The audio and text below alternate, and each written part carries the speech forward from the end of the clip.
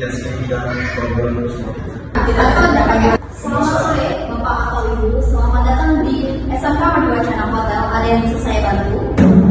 Baik, terima kasih atas perhatiannya tentang kamu produkis. Presentasi hari ini, thank you sudah melakukan presentasi dengan baik. Tapi di sini mau komen dulu dari pembukaan tadi sih oke.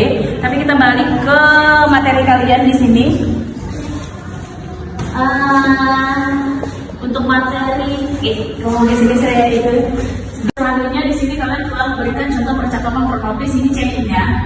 Nah, di sini sebenarnya oke, nggak apa-apa, tapi kesamaan kalian ada di tulisan yang tidak rapi. Jadi ketika kalian membacanya bingung mana bagian tamu, mana bagian resepsionis. Di situ tulisannya acak-acakan.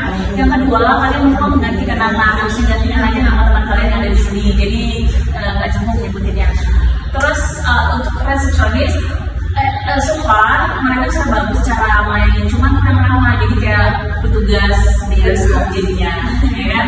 Harusnya kayak gini. Tadi Mbak Rina kayak coba kasih tanya tadi bagian resepsionis. Selamat sore Bapak atau Ibu, selamat datang di SMK Madwacana Hotel. Ada yang bisa saya bantu? Nah, di situ kalimat tuh kayak pengumuman kereta api, perhatian. Seharusnya kayak gini aja, nggak resepsionis.